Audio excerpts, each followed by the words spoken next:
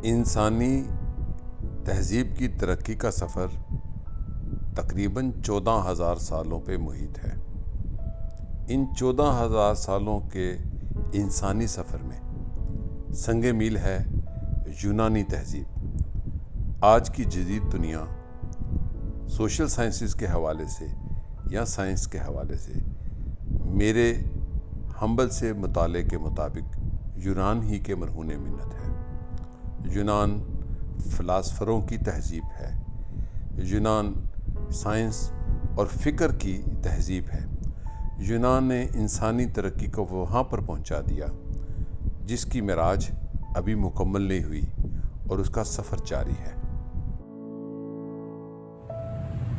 قدرت کے نظاروں کو دیکھتے دیکھتے میں یونان پہنچا اور یونان کے شہر ایتھنز کے بعد میں ایک ایسی منزل پہ پہنچا جو میرے نزدیک دنیا کا 8واں بڑا عجوبہ ہے۔ دنیا کا 8واں بڑا یہ عجوبہ ایک نہر ہے، 2 سمندروں کو ملانے والی نہر، جس نے 700 کلومیٹر طویل زمینی سفر کو مختصر کر دیا۔ 6.4 کلومیٹر لمبائی اور چوڑائی صرف 24.6 میٹر ہے۔ یہ انسانی تاریخ کا ایک بڑا سنگ میل ہے۔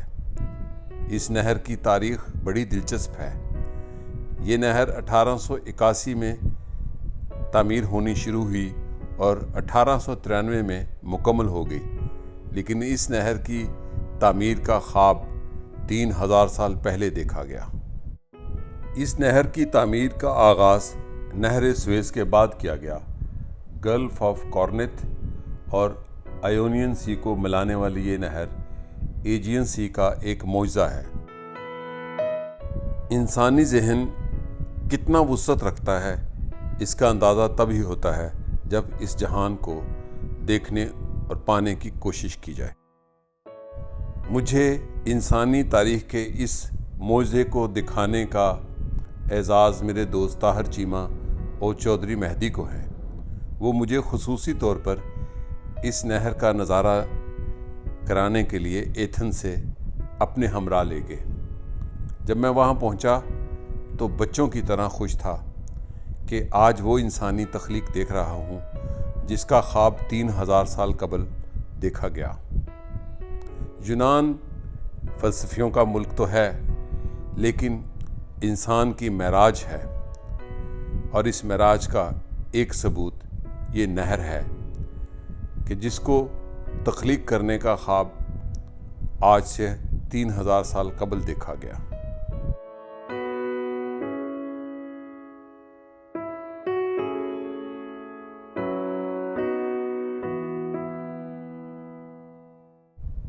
قدیم یونانی خاندان پیریندر آف کارنتھ نے 7ویں صدی قبل مسیح میں 2 سمندروں کو جوڑنے کا یہ خواب دیکھا،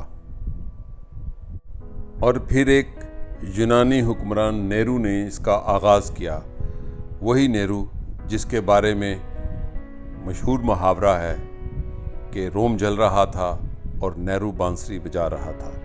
یہ ہے وہ نہر جو 2 سمندروں کو ملاتی ہے، جس کا خواب 700 قبل مسیح میں دیکھا گیا اور نیرو نے اس کا آغاز کیا۔ اس کا آغاز رومن اور یہودیوں کے مابین جنگ کے دوران ہوا، اور اس کی تعمیر میں پہلے 6000 یہودی اپنی جان گنوا بیٹھے، جن کو غلاموں کی صورت میں قید کر کے اس کی تعمیر کا آغاز کیا گیا۔ لیکن یہ یونانی حکمرانوں کا خواب پورا نہ ہوا۔ جب نیرو نے اس کی تعمیر شروع کی تو رک گئی۔ پھر مختلف یونانی حکمرانوں کی آپسی جنگ میں یہ منصوبہ صدیوں میں التوا میں رہا۔ یونانی حکمران نیرو کی تعمیر کا یہ خواب پورا تو نہ ہو سکا، لیکن جہاں سے یہ منصوبہ چھوٹا تھا، 2500 سال بعد یہ نہر جو ہمیں نظر آ رہی ہے اسی آثار سے شروع کی گئی۔ لیکن اس نہر کی ایک اور کہانی بھی ہے۔ سیاح اس جدید نہر کو تو دیکھنے آتے ہیں، لیکن صدیوں پرانے उस तामीर के आसार को भी देखकर हैरानगी होती है जिसका आगाज़ नेहरू ने किया। लेकिन इसका जो दूसरा पहलू है या दूसरी कहानी कि जब यूनानी बादशाहों से ये नहर तामीर ना हो सकी तो उन्होंने एक ज़मीनी रास्ता बनाया खुश्क नहर का, और ज़मीन के ऊपर से बहरी जहाज़ों को एक तरफ से दूसरी तरफ ले जाने का आगाज़ हुआ।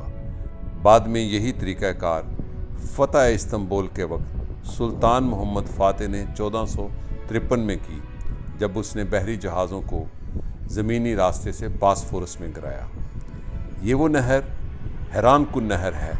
इसके अंदर से माल मरदार जहाज़ भी गुज़रते हैं और मुसाफिरों के जहाज़ भी, और इसके पुल पर मोहब्बत करने वाले अपने ताले और अपने टोटके उसी तरह बांधते हैं जैसे पाकिस्तान में। ये नहर दुनिया का मेरी नज़दीक 8वां बड़ा अजूबा है। इंसानी तख्लीक का एक मज़हर है कि इंसान आज ही नहीं इतनी वुसअत से सोचता, आज से 2500 साल पहले या 3000 साल पहले भी सोचता है। इस नहर पर ये तो पुल पक्के हैं, लेकिन कुछ इसके पुल आर्जी हैं, यानी कि जब बहरी जहाज़ गुज़र जाता है तो वो पुल दोबारा अपनी शक्ल में खुल जाता है। वो नीचे की तरफ हैं, ये पुल ऊपर की तरफ हैं जहाँ मैं खड़ा हूँ। यूनान ने जब उस्मानियों से आज़ादी हासिल की उसके फ़ौरन बाद यानी कि 1830 के बाद यूनानियों ने अपने ख्वाब की तकमील को हकीकत में बदलने का आगाज़ कर दिया, और इस ख्वाब को हकीकत में बदलने के लिए 40 मिलियन सोने के फ्रांक चाहिए थे, और ये फ्रांक इतनी बड़ी रकम थी कि नौ आज़ाद यूनान के लिए दिवालियापन का संग मील साबित हो सकता था।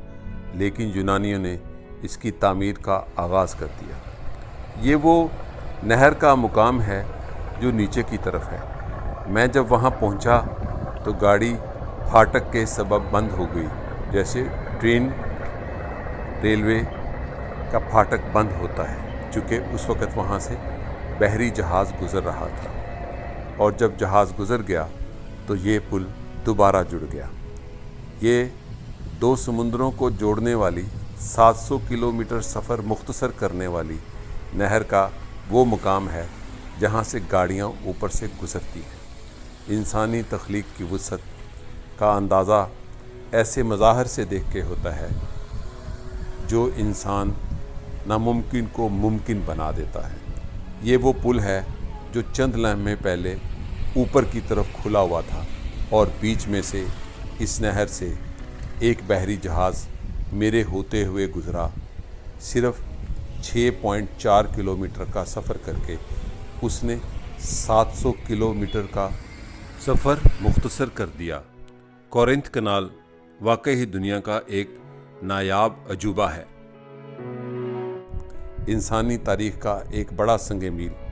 मैं जहांगर्दी दुनिया के नाम नहाद मुकामात के अलावा वहाँ की करता हूँ जिन्होंने इंसानी तारीख़ में अहम किरदार अदा किया, और ये उस पे एस्थमोस ब्रिज है जो तारीख़ का गवाह है कि ये नहर तकरीबन 3000 साल पहले बनाने का ख्वाब यूनानी बादशाहों और फ़लसफ़ियों ने देखा, और सदियों ये प्रोजेक्ट इल्तवा में रहा।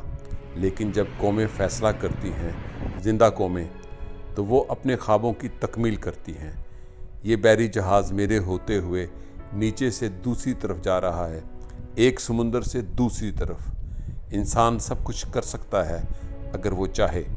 चट्टानों को काट कर तामीर की गई ये नहर दर हकीकत यूनानी और इंसानी तख्लीक कारी का एक नायाब सबूत है।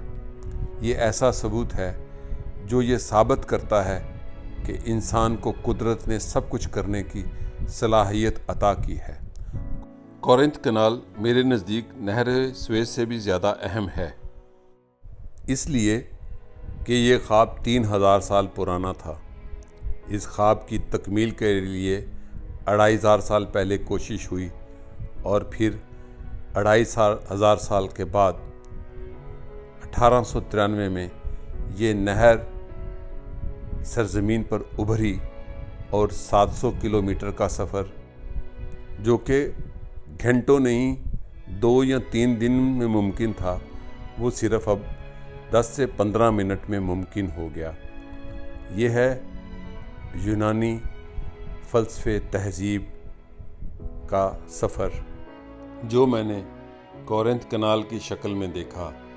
انسانی تہذیب کا 14,000 سال کا سفر، اس کا ایک سنگ میل، یونانیوں کی کورنتھ کنال۔